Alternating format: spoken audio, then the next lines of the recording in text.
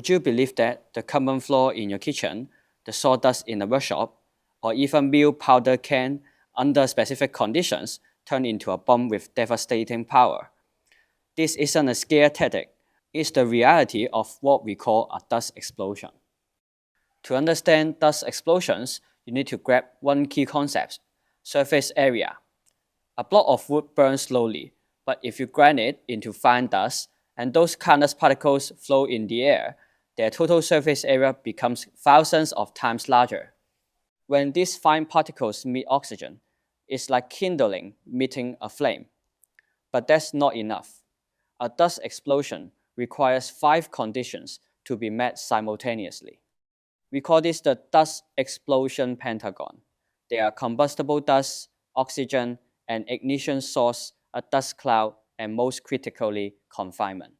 When ignited in a confined space, like a workshop or silo, the immense pressure and hot gases have nowhere to go, leading to a catastrophic blast. In this experiment, flour acting as the combustible dust was placed in the center of the setup. 2 small bottles containing ethanol were then ignited to serve as the ignition source. A large plastic bag was subsequently used to cover the system, creating a confined space that allowed for the buildup of high temperature and pressure. Once everything was in place, air was blown through a pipe toward the flour, instantly forming a concentrated dust cloud and introducing a large amount of oxygen. At that moment, all 5 conditions of the dust explosion pentagon were met, resulting in a spectacular explosion as demonstrated. Let's look back at history. On the evening of the 27th of June 2015, a massive party was underway in Taiwan. Thousands of young people were dancing in a drained swimming pool, a semi-enclosed confined space.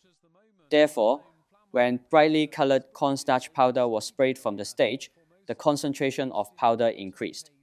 At the final moments of the party, the colored cornstarch powder in the air reached a critical concentration. It ignited likely from a high-temperature stage light, causing a massive fireball to rip through the crowd. The powder on the ground and in the air immediately fueled the blaze. The aftermath was devastating. Over 500 people were injured, many suffering severe burns, as the burning powder adhered directly to their skin. It was a stark reminder that dust explosions don't just happen in factories. They can happen anywhere when dust meets a spark. So, how do we defend against this invisible killer? It's not complicated. The key lies in prevention and housekeeping. Regularly cleaning dust from equipment, walls, and ceilings, and eliminating ignition sources are keys to protecting us from accidents.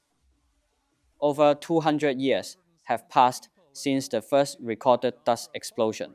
Yet, as Taiwan learned in 2015, they still happen. This reminds us to respect science, stay vigilant, and prioritize safety. Whether in an industrial plant or at a public event, don't let the small stuff cause a big disaster.